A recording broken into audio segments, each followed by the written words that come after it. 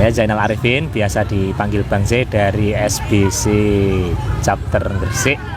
Nah, ini kebetulan silaturahmi di stadion ya. Stadion Bojonegoro. Nah, ini kebetulan ada Pak Ustadz, Pak Yai Toha. Kita akan menanyakan Pak Ustadz. Assalamualaikum Pak Ustadz. Waalaikumsalam warahmatullahi wabarakatuh. Niki wonten pertanyaan titipan Pak Yai tentang banyak dari masyarakat yang menanyakan kalau hukumnya uang dari hasil korupsi untuk membangun masjid, hasil korupsi untuk membangun infrastruktur pondok pesantren, hasil korupsi untuk membiayai beasiswa santri pondok, ada juga hasil dari mohon maaf ini dari uang pelacuran untuk umroh, untuk haji. Nah, itu hukumnya seperti apa Pak Yai? Ini repot ya. Memang kebaikan itu kan jangan hanya luarnya saja, Mas Bang Jai ya, kita bisa nyebutnya Bang Jai.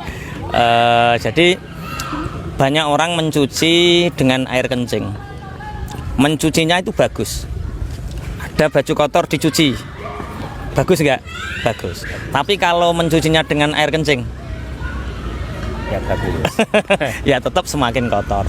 Begitu juga ketika awal-awal Masjid Diror itu didirikan. Masjid Diror itu masjid memecah belah yang didirikan oleh para pengusaha, didirikan oleh orang penggede-penggede, orang yang mereka itu punya nifak, punya kemunafikan di dalam hati, tapi mereka ingin kelihatan baik dengan membangun masjid. Itu apa yang terjadi? Dihancurkan oleh Rasulullah. Di zaman Salahuddin Al-Ayyubi itu juga ada bangunan masjid, tapi bangunan masjid itu dari uang-uang yang buruk. Nah, innallaha yuhibbut tawabina wa yuhibbul mutatahhirin. Sesungguhnya Allah itu mencintai orang-orang yang bertobat dan orang-orang yang mensucikan diri. Mensucikan diri ini dalam konteks bahwa Allah itu suci dan tidak menerima kecuali sesuatu yang suci. Jadi kalau ada seorang pelacur mengumpulkan uang pelacurnya untuk bangun pesantren, itu sama halnya mencuci baju dengan air kencing. Ada koruptor, dari hasil curian uangnya itu untuk umroh, untuk haji, itu namanya mencuci dengan air kencing. Dia nggak semakin bersih, tapi semakin kotor. Kenapa? Karena mestinya yang digunakan itu harus sesuatu yang suci, karena untuk membersihkan diri. Berarti ibadahnya itu tuh bukan untuk mensucikan diri, karena dari perkara yang haram.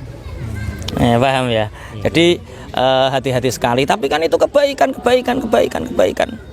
Kebaikan pun harus dengan sesuatu yang baik. Gitu. Cukup ya?